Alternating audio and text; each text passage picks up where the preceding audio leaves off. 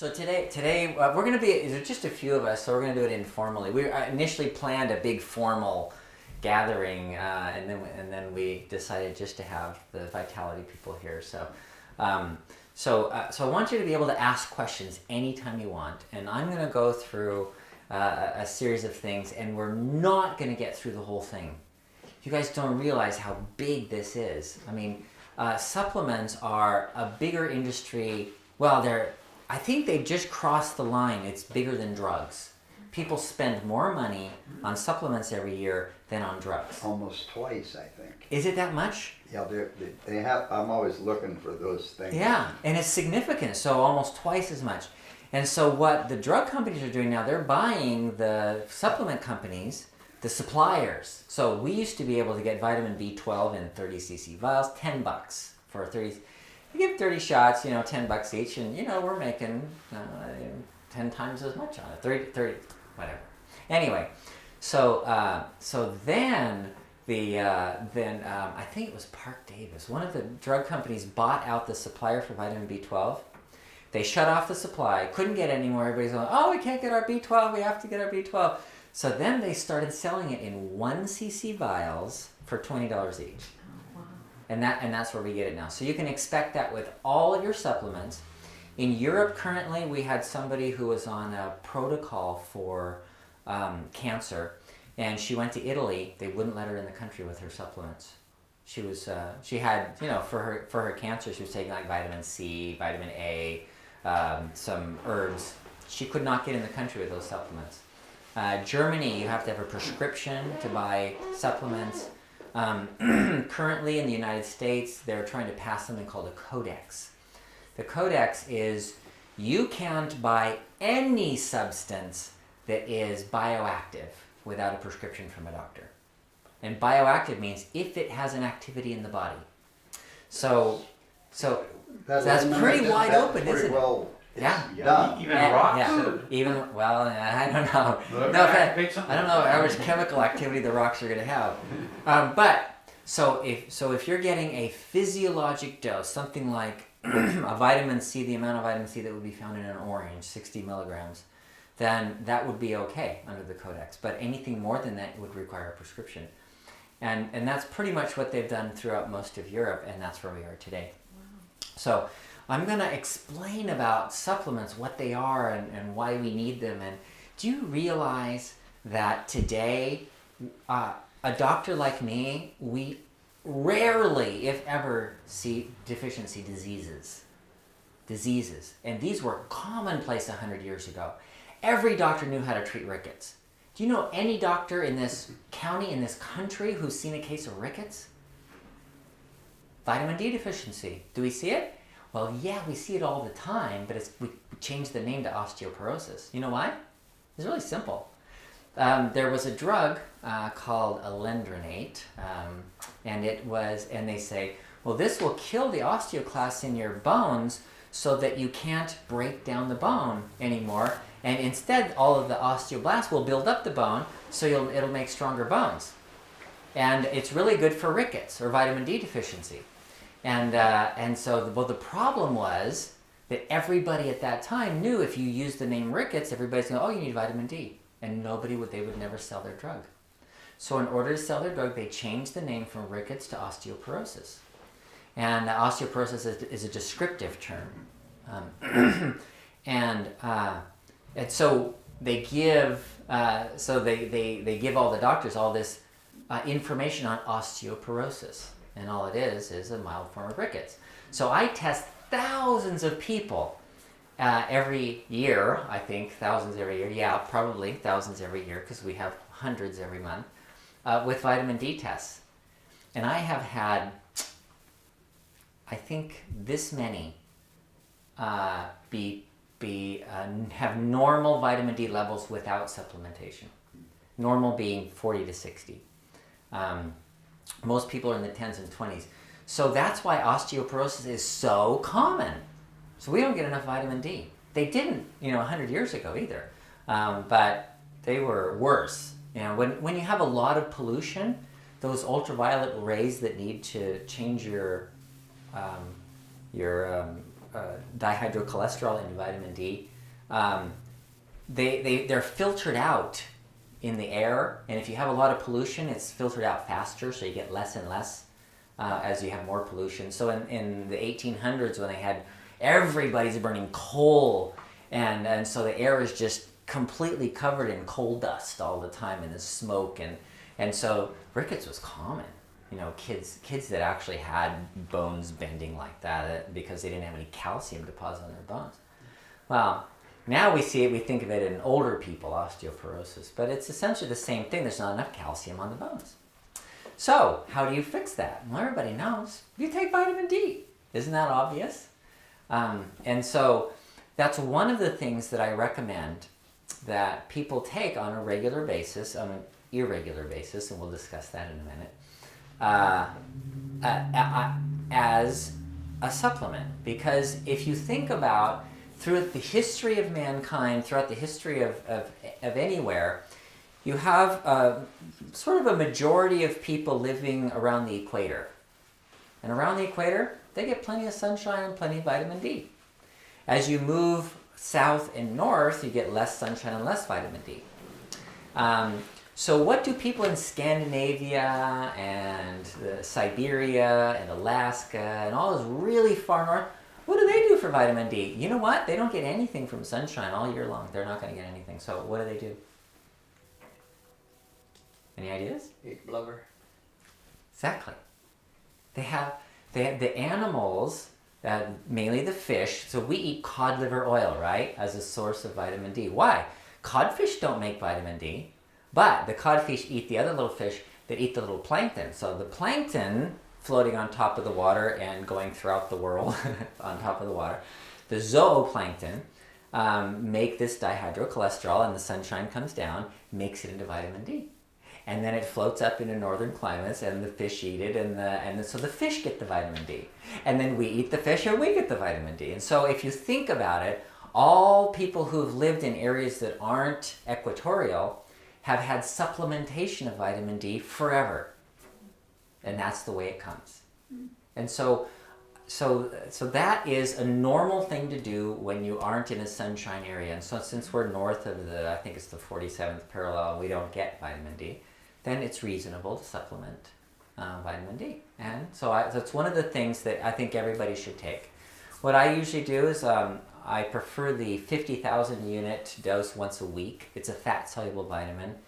And I'll explain why to take it at a weekly dose also. That's one of the things we're going to discuss. There's two other vitamins that people should take on a regular basis because you can't get them from normal food. So selenium in the United States, our soils don't have selenium. Selenium is not needed for any plant. Plants do not need selenium. No plants need it. So every farmer can put their fertilizer on that has no selenium in it, and their plants are going to grow just fine. So there's no need to supplement the soil with selenium. Well, the effect of that is we don't get it. So it would be found in the plant if it was in the soil, but it's not in the soil, so we don't get it in the plant. But selenium is required for a lot of enzymatic reactions in our bodies, and one of the main ones is glutathione. And glutathione is a major antioxidant in our mitochondria, especially in the brain, the lungs, and the liver, because it helps the liver to detox as well. It's one of the main detoxers. Some have called it the king of all antioxidants. And you can't take it. You can't take a glutathione pill and get a significant amount in your body because it's broken down, because it's made up of amino acids. It's broken down in the stomach. So you have to have enough selenium so that your body can make it. And it's really interesting that where there's low selenium, you have increased bowel cancers, liver cancer, stomach, colon, intestinal cancers. Those kind are very common. The selenium, the study in Arizona, the Arizona Cancer Study, done by the University of Arizona, they followed people. It was a 10-year study of selenium supplementation, and they were getting 200 micrograms of selenium a day, And after 5 years, they break the code and see who's getting the selenium and who's not. And the ones that were getting selenium had a significantly lower cancer rate, 50%.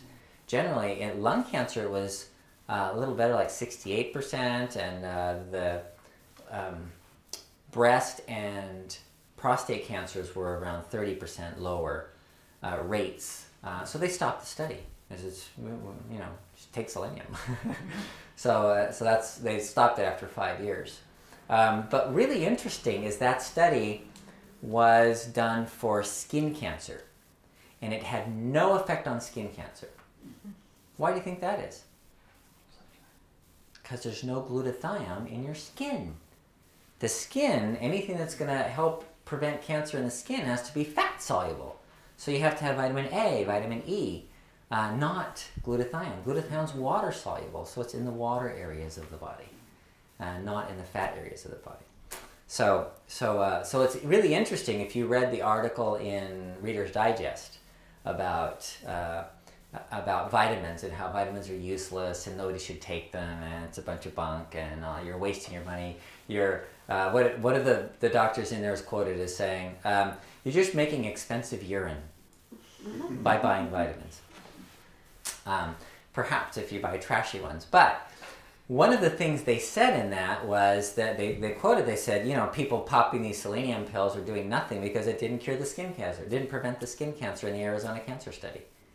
And so when you see a lot of those articles that are written about supplements and they say they're useless, they're often quoting things that don't apply. And sometimes the companies that don't want you to buy vitamins, such as drug companies, will make a study in order to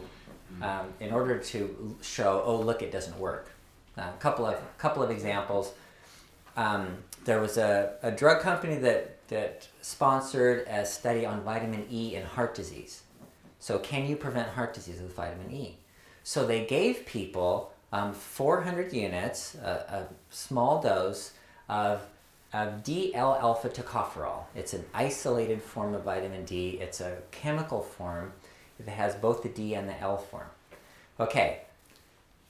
The D form is what the body uses. The L form is not usable by the body, but it also binds the receptors and blocks the receptors. So now you have a useless form of vitamin E that you're giving to a whole bunch of people, and they showed over a long period of time, didn't do any effect, didn't have any noticeable effect on heart disease at all. So you go back to Reader's Digest and they say, look, vitamin E study proves vitamin E did not prevent heart disease. Right? And everybody's going, oh, vitamin E doesn't prevent heart disease, so I shouldn't take it. But if you look at the study, you realize, that's not necessarily the case. Another one was in Finland. They sponsored a study on beta carotene, and they used lung cancer in smokers. So, can beta carotene prevent lung cancer in smokers? Well, the lungs are primarily water-soluble tissue, and most of the cancers would be like glutathione is a major antioxidant in the lungs. And then you have alpha-1 antitrypsin and other enzymes that are used in the lungs to prevent cancer. Beta-carotene is not one of them. Beta-carotene would be used like for skin cancer, would be preventative for skin cancer, but not for lung cancer. So the study was designed to fail, and it did. In fact, if you did read that Reader's Digest study, it showed, look, beta-carotene increased the cancer in the smokers. And why would that happen? Well, partially because when you take an isolated form of something, you block the use of the other forms. So beta-carotene is only one form. You also have alpha, gamma, and other carotenoids that are synergistic, work synergistically with the beta-carotene, which you're blocking out because you're just taking that one, just the beta-carotene. So isolating nutrients may not be to our best advantage. Let's go back to vitamin E.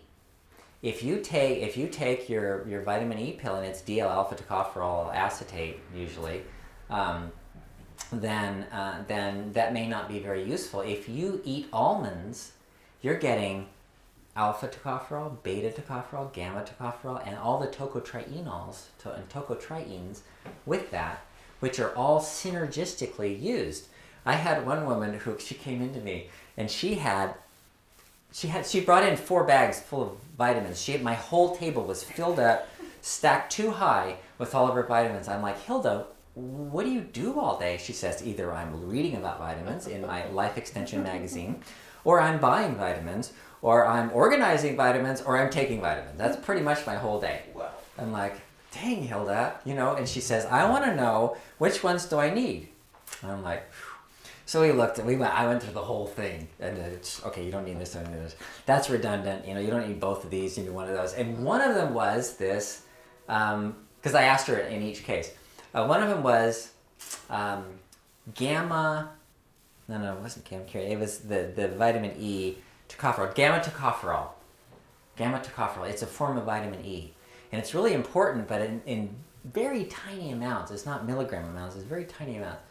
And so she had a bottle of gamma tocopherol. I said, why are you taking this? Well, I read the article in Life Extension magazine, and it said this is a really important form of vitamin E. And I'm like, yeah, and what does it do? It does this, yeah, exactly, that's what it does. And so each time she would read an article about a nutrient, she would say, oh, I need that, and she would buy it. And then that's how she stacked up all these. I said, Hilda, did you realize you could eat 1 handful of raw almonds and get everything that, in one of those vitamin E pills? And like this one, you wouldn't eat any of these 4 if you just take a handful. She goes, really? And I'm like, yeah. So, in most cases, ideally you want to get your nutrients from your food. Supplements are for people who aren't absorbing them or can't get them or have some genetic anomaly that they need, they can't process them properly, or some reason why. And it makes a difference. People who take their vitamins makes a difference. People who eat well, it makes a difference in the long run. So the other 2 I didn't get to. Selenium was one. Selenium is found in Brazil nuts, and it doesn't require very many. If you ate 4 Brazil nuts a week, that would be an adequate amount of selenium, and as much as you'd get in pills, supplement pills. So if you like Brazil nuts, that's a decent, probably a good way to get it. Now, does the Brazil nut need the selenium?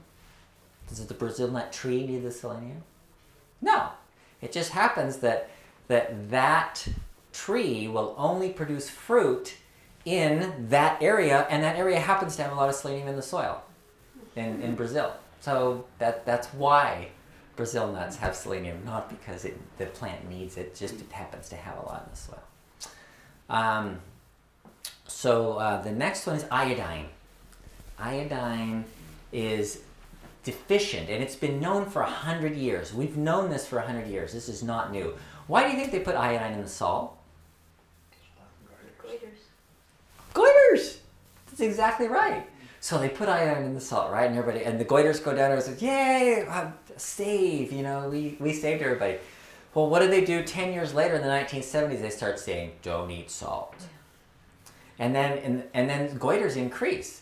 In the 1990s, they go, well, you should eat salt. But, have the Himalayan salt or the kosher salt or the sea salt, right? Does sea salt have any iodine in it? No. Does kosher salt have any iodine in it? Does McDonald's salt have any iodine in it? Yeah. Does any restaurant use salt with iodine in it? No, none of them. So the salt we're getting in our canned food, the salt we're getting in restaurants, the salt we're getting everywhere, unless we buy iodized salt, there's no iodine in any of the salt. So everybody's thinking, oh, I eat salt, I'm getting iodine. Wrong. Generally wrong. Unless you're specifically using a salt shaker with iodized salt.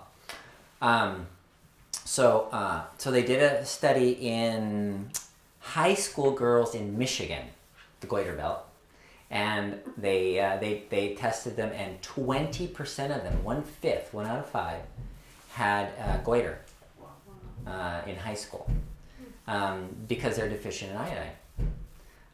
And we know what to do about this. So I had a woman come in, she's from China, and she had a bit of a goiter, and it was obvious when you looked at it. It's like, oh, there's a little goiter there. And so she'd gone to a doctor, and the doctor said, "Oh, it looks like you have a goiter. You should go to this specialist." And she went to the specialist, and he says, "Yep, you got a goiter there." And so she sent her to the surgeon. Well, no, the specialist said, "Well, we can give you radioactive iodine, kill your gland." And she goes, "I don't want to do that." Oh, so you go to the surgeon. So she goes to the surgeon, and the surgeon says, "Well, yeah, we just cut your thyroid gland out, take the whole thing out." She goes, "I don't want to do that. I feel fine. I don't want to submit to surgery or anything like that." So she walked around for 10 years, going from doctor to doctor, various things. How many doctors do you think told her to take iodine? No. Zero. Come on. Wow. Zero. That's weird. And so she was getting choked because every time she would wear something around her neck, it would like push against her esophagus, and she's like, can't swallow, and she can't, because it got big. It got a lot bigger. And so she ended up having surgery to have it removed so that she could, breathe and and swallow and not have that pressure on her neck all the time. Why not? Why didn't the first doctor say, "Oh, we can shrink this 20%, and it won't go away totally, but we could shrink it 20% just taking iodine"? Why did they say that? Okay, here's the reality. There's plenty of studies. When you go to a medical doctor, what are you going to get? When you go to a chiropractor, what are you going to get? Adjustment. An adjustment. When you go to an acupuncturist, what are you going to get? Needles. Needles, right. So the expectation that we're going to go to a medical doctor and he's going to tell us about our health is just a poor expectation. He'll give us pills. He's going to give us pills because that's what we're taught in medical school is medicine, and that's it. Outside of medicine, there really isn't any understanding or knowledge given in a medical school. So it's not about how to be healthy. It's really just about medicine. So when you go to a doctor and they do a test and they have this big long test and you go, "Nothing wrong with you, everything's good," and you go, "But why am I so fatigued? Why do I feel horrible?" "Well, it's all in your head. Go see the psychiatrist. This guy, Rebel Miller, he's really good. Go talk to him. And he can talk you out of that fatigue or whatever." Well, the reason they do that, and they've done that forever. Well, I was reading in the history of medicine, there was the head of the OBGYN department at Johns Hopkins Hospital in 1920 wrote this long opinion page in the Journal of the American Medical Association about all of these women coming in with hysteria because they're complaining of cystitis, which is an inflammation of the bladder. They say they have pain there, and the reason he was calling it hysteria is because every woman that had a bladder infection was sent to the psychiatrist. And what hysteria literally means is wandering uterus. And so all these women, he's saying, are having a wandering uterus because of their deep-seated emotional problems and their mom and their whatever issues that they're dealing with. And what's really interesting is only 10 years later, when antibiotics became available, guess what? All of these women were treated with penicillin, and they weren't sent to the psychiatrist anymore. Everything changed. As soon as Viagra came out, how many men were sent to the psychiatrist for impotence? You don't do that anymore. Isn't that funny? But that's always the way it's been, and that's the way it's commonly. So, iodine. How much iodine? Do you know those little seaweed packs?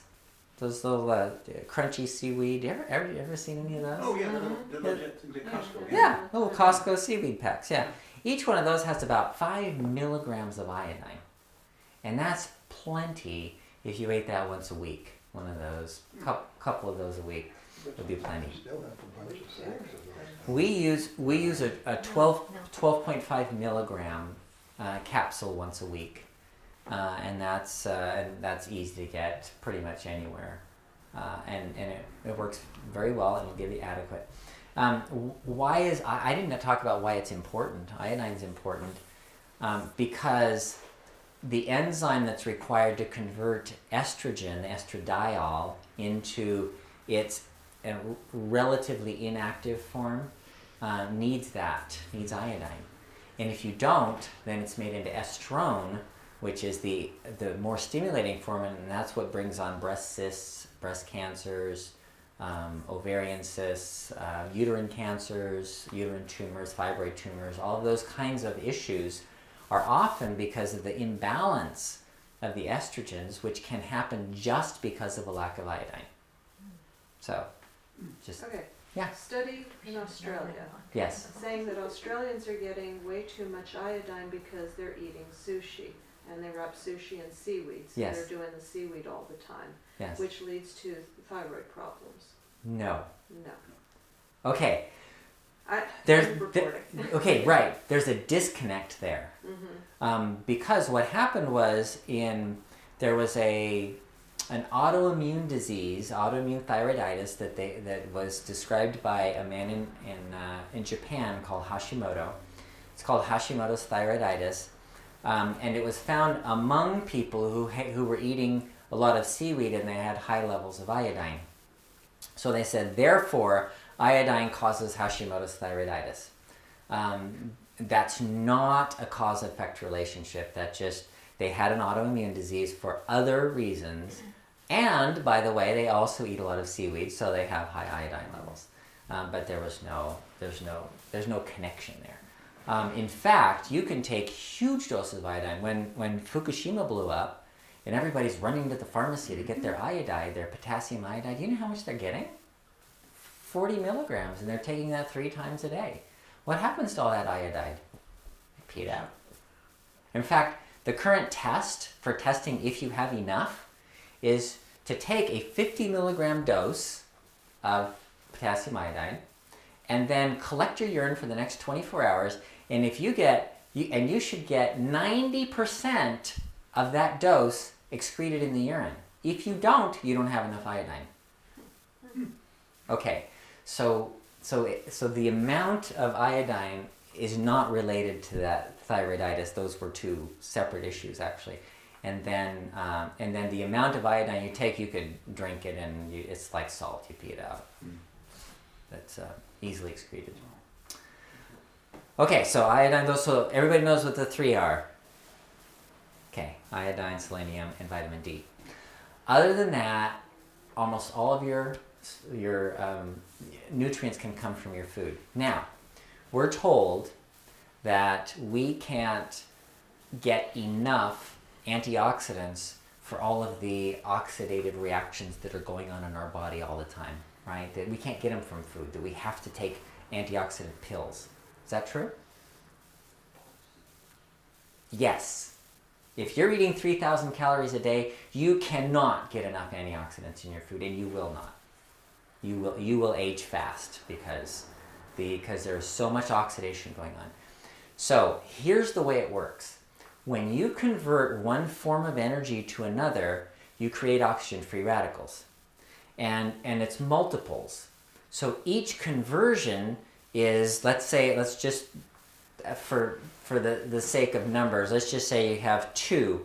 So you have 2 oxygen-free radicals every time you make a conversion of energy from one form to another. So if the more energy you have, you have an arithmetic, like a one-time increase in the amount of energy you have, then you have twice as much oxygen-free radicals. So you have a 1, and then you have twice as much. You have 1, and you have twice as much. It's called a geometric or a exponential increase, right?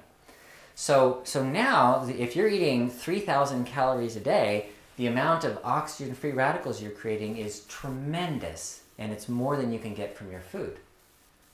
So you have to take pills. Unless you're eating 1,000 calories a day.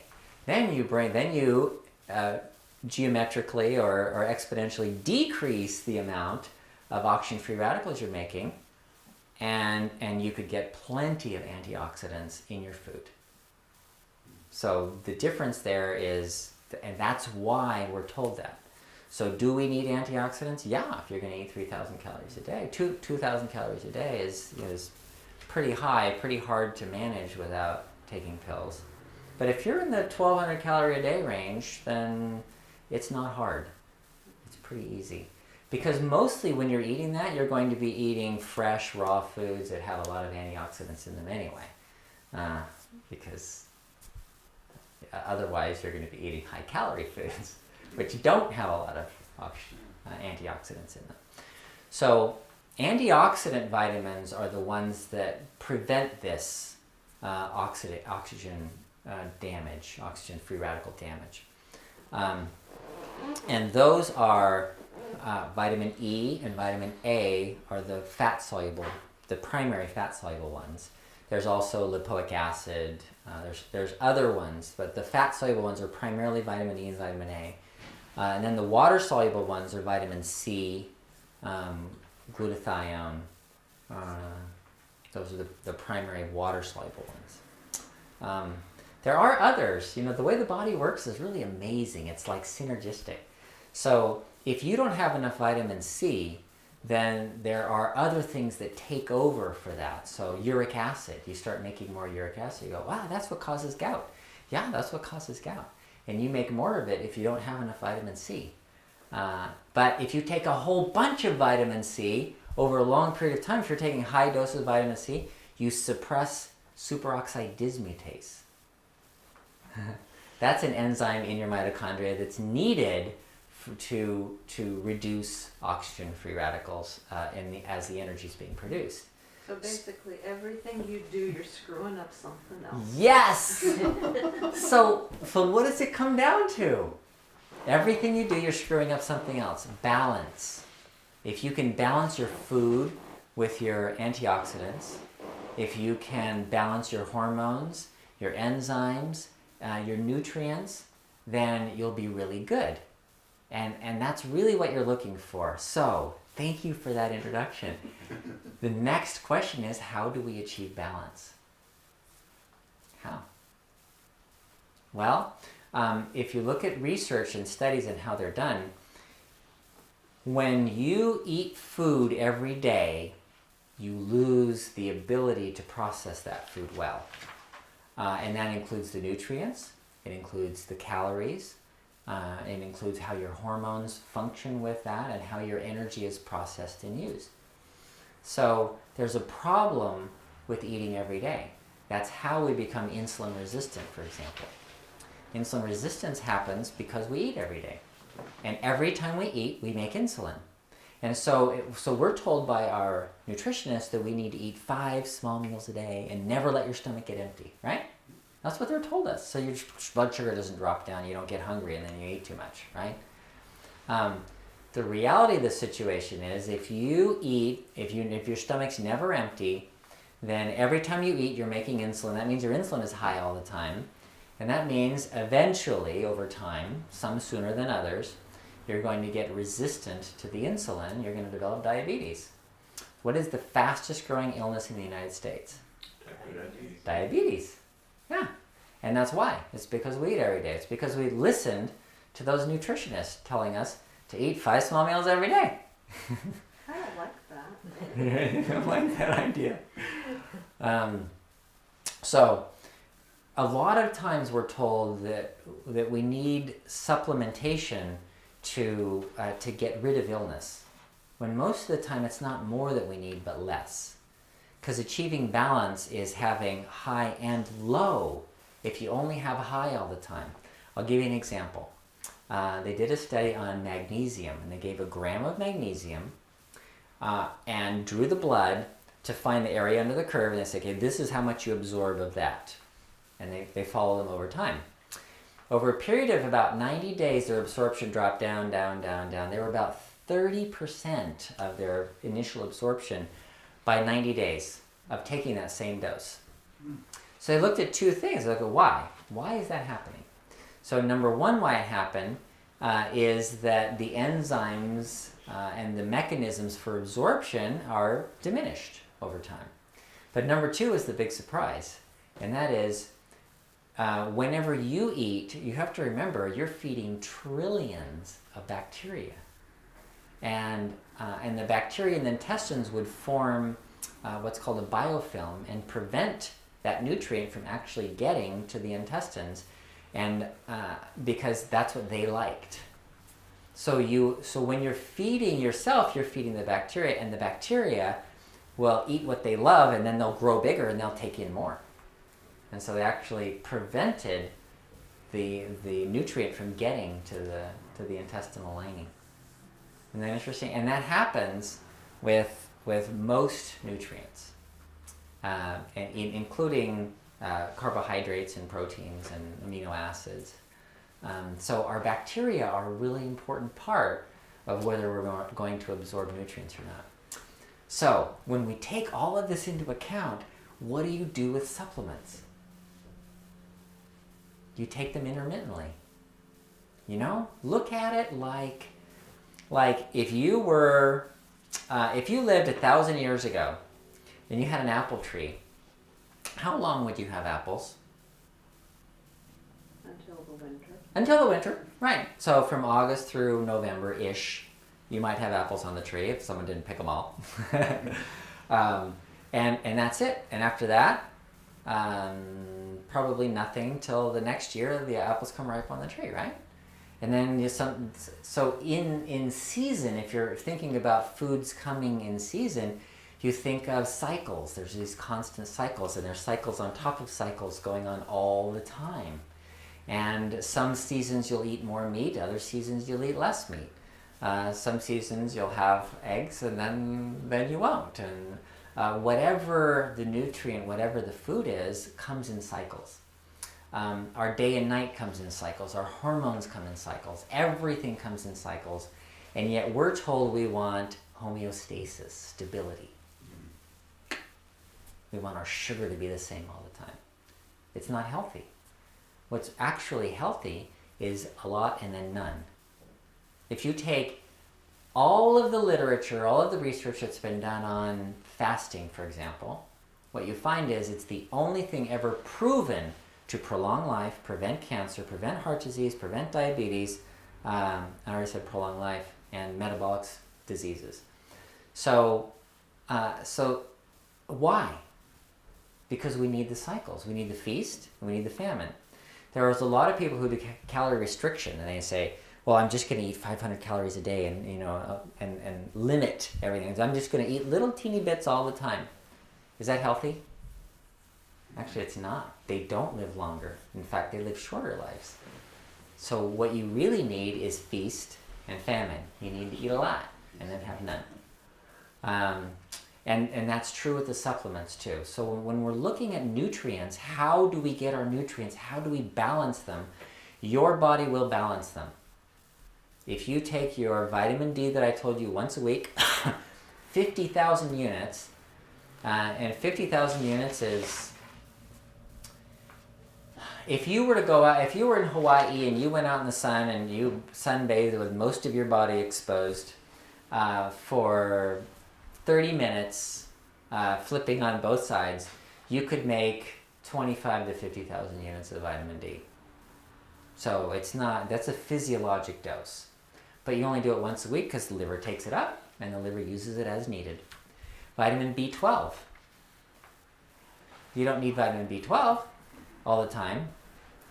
You can take a very large dose. The liver takes up that cobalamin molecule and reuses it. Glutathione. You don't have to take glutathione. Your liver makes it, and then alpha-lipoic acid regenerates it. And there's an enzyme in your body called glutathione peroxidase that regenerates it. So you have it, and it's being used, but you're losing small amounts over time. And so you replenish it, and then you use it, and then you replenish it, and then you use it, and then you replenish it. And that's the cycling is the way to maintain balance in everything. Yes? Is that amount that you mentioned still operative for someone with osteoporosis? Yes. Generally, if someone has osteoporosis, I'll have them take that 50,000 unit dose twice a week. Yeah, and that gives usually gets people at a pretty good level. I test levels, and so I find that the twice a week gets them in the 70 range.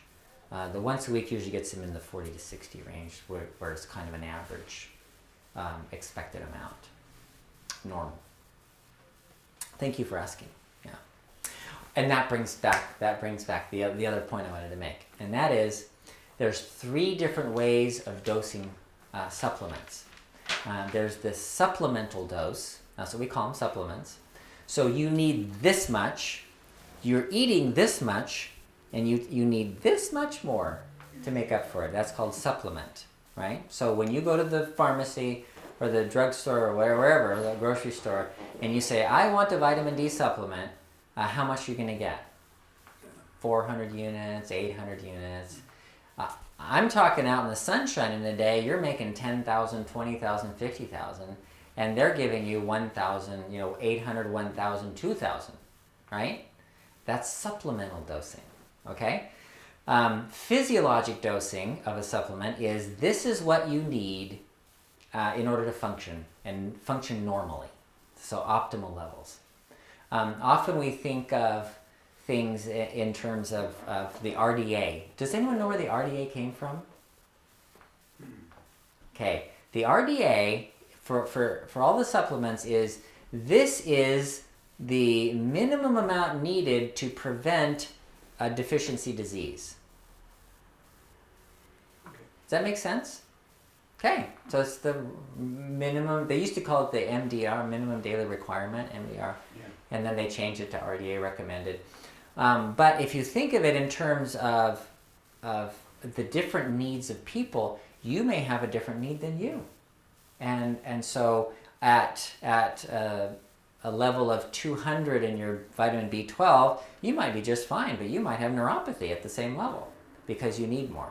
For other reasons, maybe you have mercury in your body and you need extra vitamin B12 or whatever. There's other reasons why there's differences. So we look at it in terms of an optimal level. What is the optimal level? So you look at down here, there's deficiency, and then up here is, okay, no deficiency, and that's the RDA. And then over here is toxicity. We're going to talk about that in a minute. And so where on that scale do you fit, do you get into where's the optimal level that I need?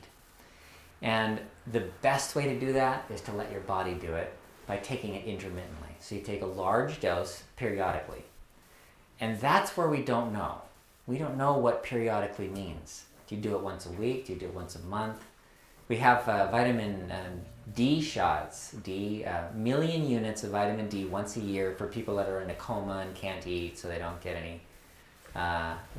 So you give them a shot, vitamin D once a year, to prevent their bones from drying up and losing all their calcium because they're not exercising, they're not doing anything. Doesn't work that well, but anyway. Do you give everybody 1 million units once a year a shot? You're done for the rest of the year? Probably not. That's not really a good idea. But we don't know what the optimal range is for every individual. So we do testing. We look at things like, what's your homocysteine level? If your homocysteine level is relatively high, you need some B vitamins. And how much you need? Well, we might increase the dose until your homocysteine level gets down to a normal level. So we have some ways of determining what that is. But most of the time, if you take a relatively high dose of the vitamins, in other words, higher than the RDA, the recommended daily allowance, and once a week, then that's adequate. So that woman, Hilda, that had all those stacks of vitamins, she's like, I paid a lot of money for those vitamins. And she was, and I had pared her down to like 6, and she had all those other bottles. And one of her bottles was a huge bottle, and it was like a really big bottle. And I said, here's what you do, Hilda. Take all those other vitamins, just dump them all in that big bottle, shake it up, and take one of those every day. And so you'll get all the benefits from them over the year or 2 that you're taking them. And you won't have to throw them away, and you'll get all the benefits from them, and you won't have any interactions with other ones and everything. You can take the ones you need here. But that actually would work.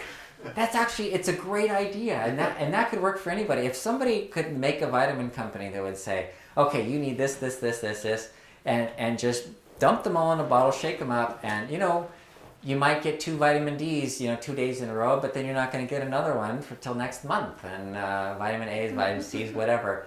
That actually could work really well to randomly take them in that way. So that would seem to be the best way to take your supplements, is if you just need it for supplementation. So the other way, the next level is pharmacologic dosing. And we dose pharmacologically for a specific purpose. Somebody who has a genetic abnormality where they can't make methylfolate from folic acid, they need high doses of folic acid. And so the average food is going to have, 900 micrograms a day of folic acid, and we're giving 15 milligrams, which is 100 times the dose, almost. Vitamin C, if someone has cancer, we might give them an IV with 100 grams, which is thousands of times more than you'll find in an orange, which is enough for a day, right? So pharmacologic dosing has a specific purpose. This is to help your depression, to improve your energy production in your mitochondria, to get rid of the oxidation that you have, free radicals, those kind of things. So that would be a specific purpose, and it usually is self-limited. You don't do pharmacologic dosing over a long period of time. It's usually limited to a time period. Usually we would in terms of months.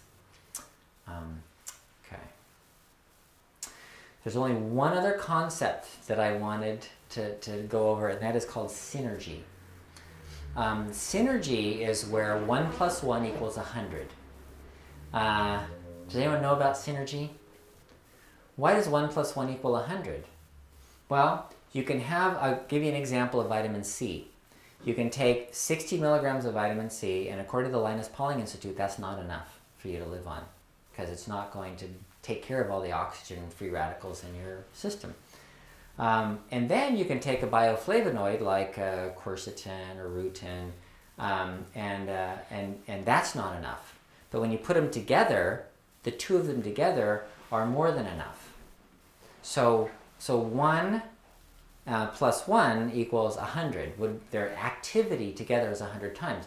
The vitamin E is a similar kind of thing, where you have the D-alpha tocopherol and then you have the gamma tocopherol, and you put them together, and synergistically they're much better than any one of them alone. And that's why you want to get your vitamins from food ideally. It's because you have that synergy in the food.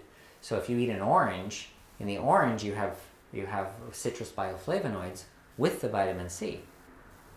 Whereas what we do is we separate out each little component of it and go, okay, take a pill for this, a pill for this, a pill for this, a pill for this. For heaven's sakes, just eat the orange. Does that make sense? Okay. Right. So that's everything I know about supplements. Yeah.